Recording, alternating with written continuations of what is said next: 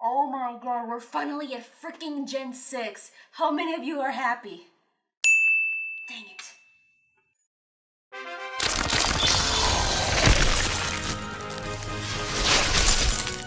Hey there guys, Gutslove here, and oh my goodness, we had such a good run with Pokemon, and with Gen 7 coming out in November,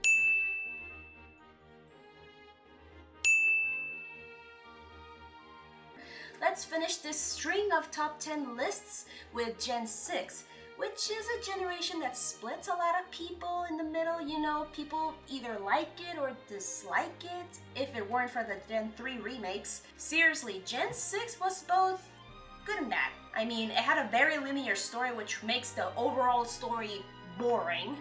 A very small roster of Pokemon. I mean, it's less than Gen 2, less than 100 Pokemon, but at least we got cafes. That's kinda neat.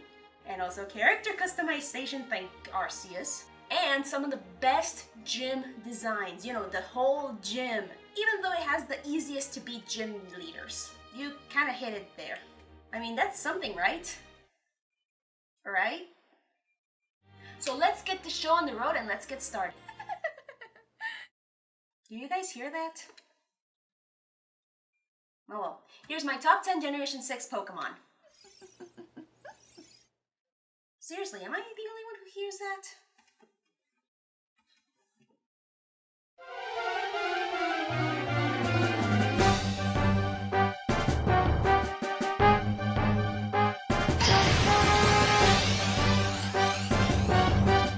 As Generation 6 was being teased at us for a full year, we've been itching to check out which Pokemon would appear in this world's version of France.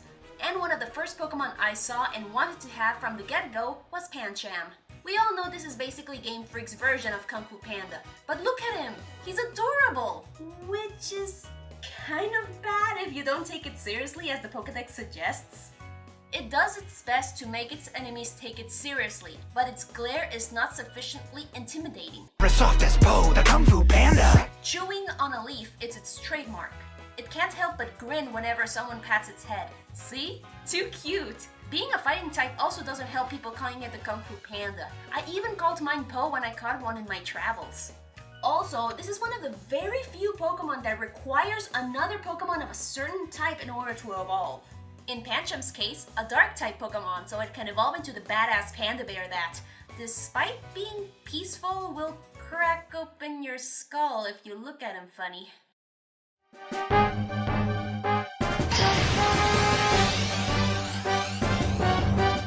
What's with this gen and cute Pokemon? Is it because it's France? I don't know. Cute and peaceful, and yet it can cause an avalanche to land on your ass. Gen 6 hits the nail again by giving us an ancient Pokemon to choose from. Although many people went for the T-Rex Pokemon, I couldn't avoid the cute. I went for this sauropod looking dino because 1, it's blue, 2, it's a nice type, and 3, it's freaking cute as all hell with ice gems on its sides that will freeze your hands if you touch them. Its evolution is gorgeous, which also adds to why I chose Amaura. Ignoring the poor stats, I mean, come on, seriously? Have you seen those defenses? It's pretty sad. At least it has a wide selection of ice attacks. Despite being 4 times weak against steel. Next number, please.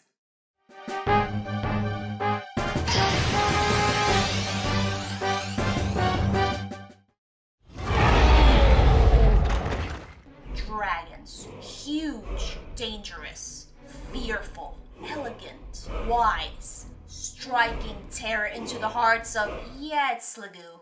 A big pile of goo is a freaking dragon, with a snail shell-shaped hump on its back. And people question why Charizard isn't a dragon type without its Mega Stone. This thing is a dragon, and Granbull is a fairy. Does Game Freak like making things up as they go along? It drives away opponents by excreting a sticky liquid that can dissolve anything.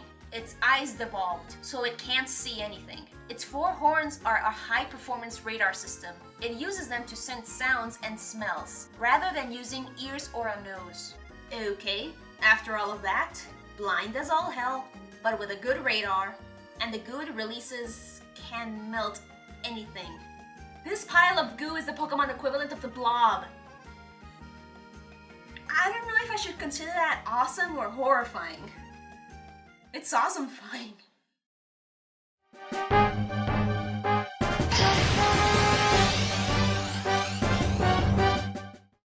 Okay, the internet had a field day with this one.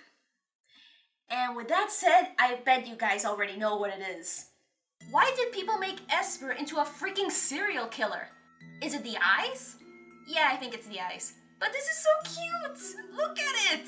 Have you seen its episode? It's freaking adorable and not a soul-stealing abomination. The things you have to look out for are underneath its ears. I'm not kidding. The organ that emits its intense psychic power is sheltered by its ears to keep power from leaking out. It has enough psychic energy to blast everything within 300 feet of itself, but it has no control over its power. I'd say Esper is the Pichu equivalent of Gen 6, but it doesn't do any recoil damage like it does in Smash, so bye Pichu. It's quite good with psychic attacks. I mean, it's in its freaking Pokedex. But its evolution is better, be it female or male. But let's talk about its premiere episode, Seeking Shelter from the Storm, where an Esper is hiding in a mansion where it was originally looked out by a kind woman, even getting a pendant from her as a gift. And when Esper tried to give it back after time passed, the woman was no longer there. We, the audience, know that she passed away, leaving Esper all alone, and tries to keep Ash and company in the mansion so they can play with it and no longer feel lonely. It's pretty sad, and it helped erase the homicidal maniac aspect of Esper that the internet had sued. That poor Esper. Mom, is that you? Mom? I swear, what's going on?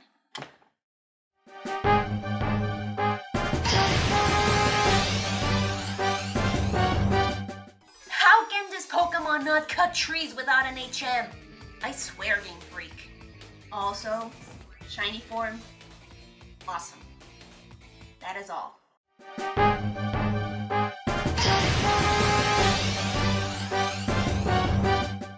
Legendary, legendary, pump it out ASAP. With X and Y, we got another side of Pokemon that we have considered every now and then.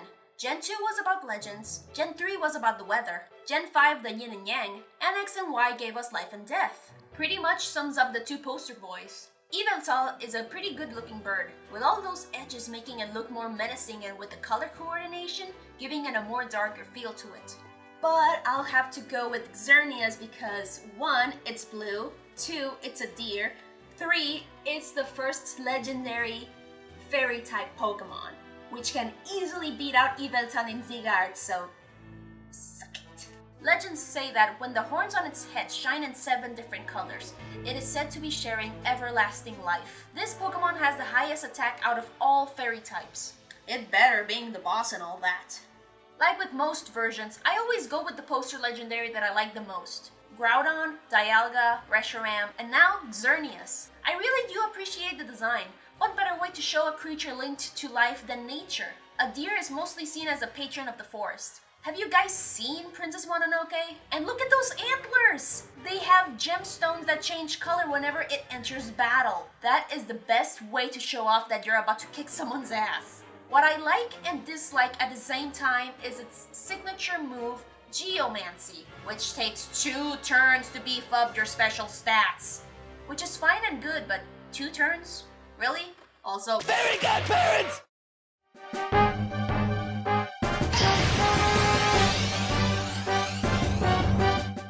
I know I'm gonna be very predictable with these two, but I don't care, it's my list.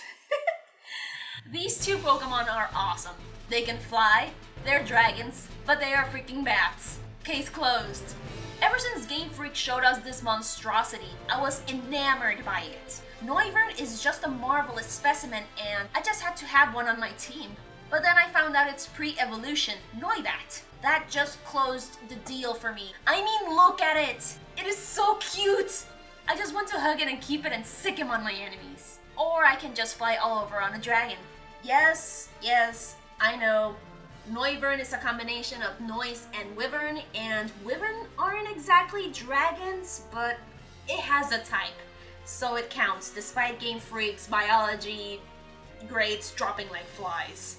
At least they get bonus points in the Pokedex. They fly around on moonless nights and attack careless prey. Nothing can beat them in a battle in the dark.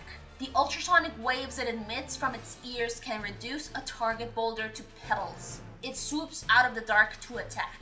What I find really odd is the ears. Their speakers in Yanoivern and Noivat don't exactly have that many sound-based attacks. Only 5 in total. Good guy, Game Freak. Doing good in some aspects of animal biology, and I firmly believe it was thanks to this guy that many people speculated the possibility of a sound type. Anyone remember that? When Fairy was not yet announced and a lot of people were speculating between sound and light types? Good times. Good times.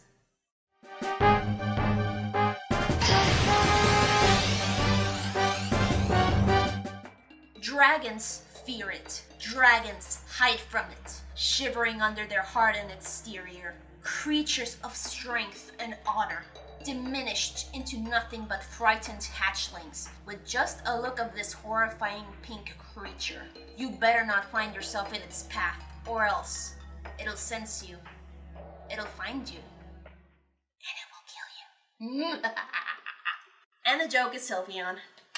The patron of the fairy type itself, and oh boy, does this little pink and girly looking creature kill dragons. It was about time. Dragons were pretty much OP and these pink puffballs were the cutest thing to happen in Pokemon for a long time. And we got a taste of it with an evolution.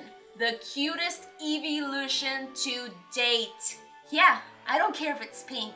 Of course I prefer the shiny one, it's blue. I don't care if it's adorable. This thing can use ribbons to choke a bitch. Yeah.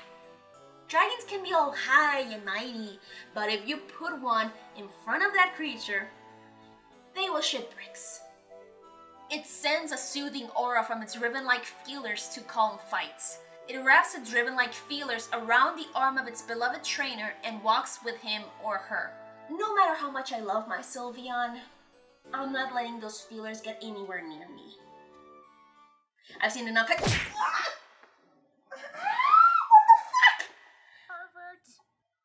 Seriously, what is that?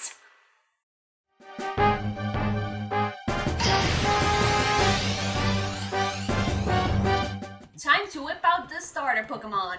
We all kind of knew which Pokemon we would choose as they got announced and we were shown the second stage forms. Many people were going for Froakie and Frogadier, while very few went for Chespin and Quilladin. Seriously, what is that balloon? And thanks to Dukeshed being oh so smart, seriously, check his videos out, devised a theory that turned out to be true, that the starters represented RPG character types.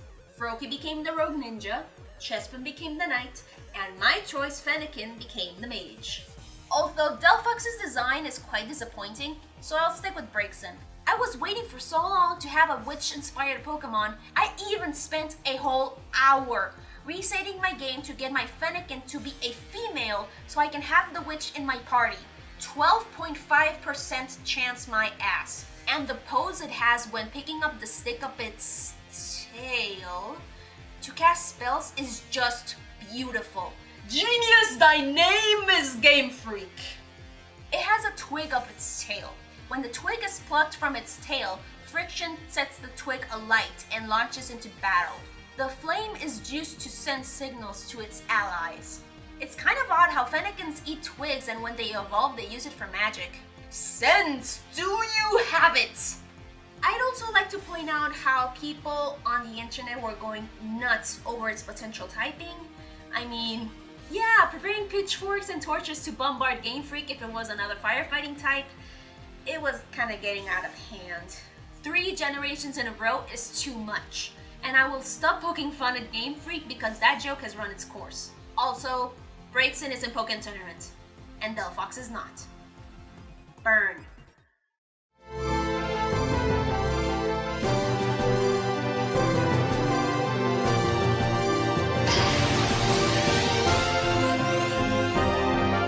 This is so not considered cheating.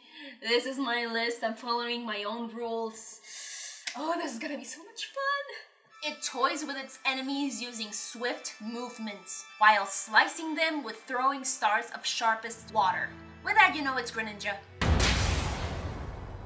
Seriously, I feel like I'm gonna enter a Pirates vs. Ninjas debate, but whatever. Who doesn't like this guy?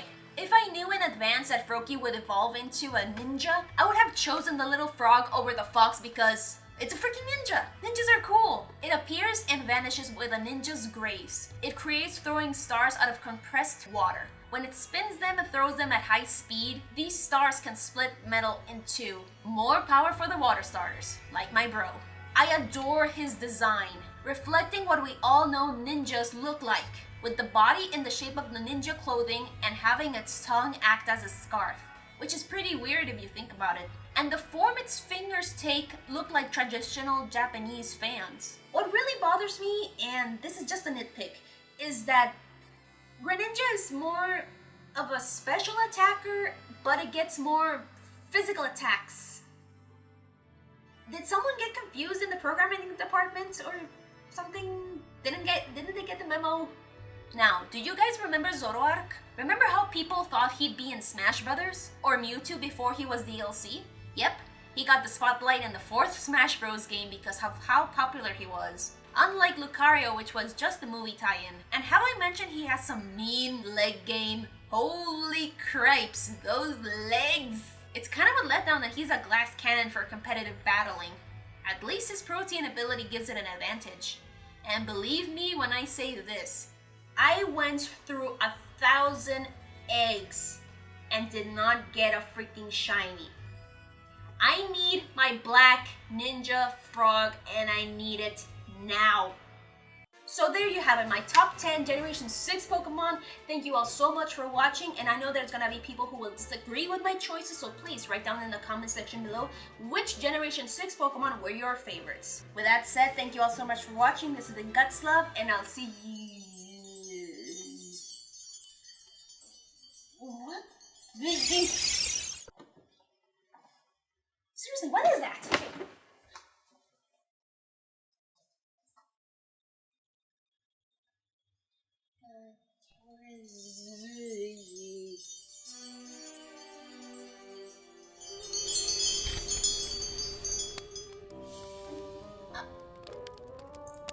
Greetings, young one.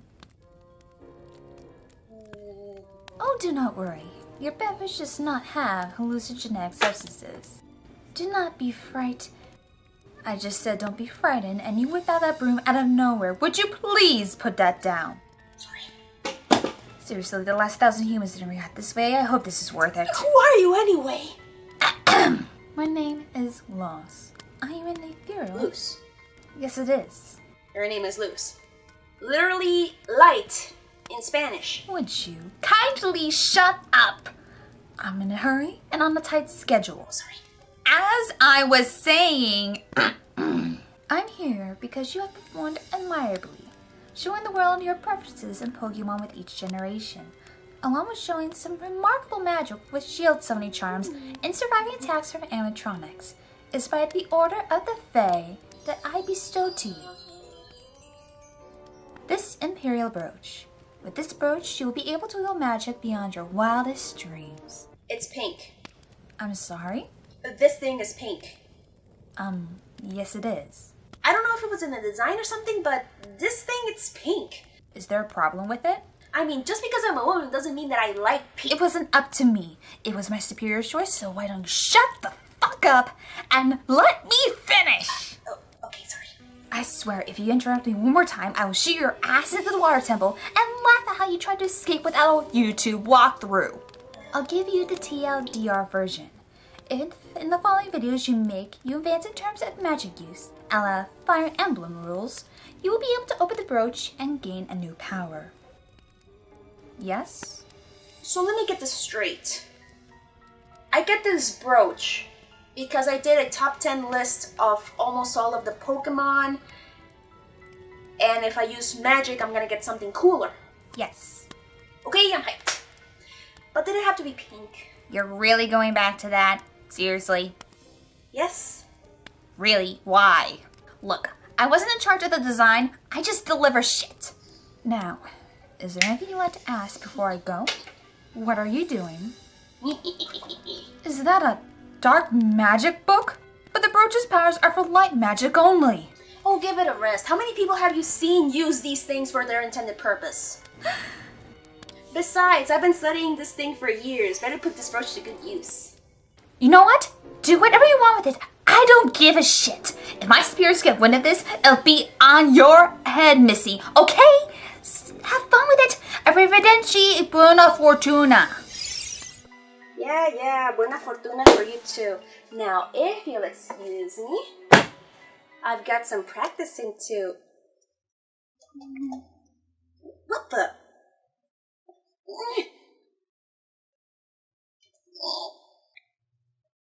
Hey, Luz, this thing is locked. Can you open it up for me?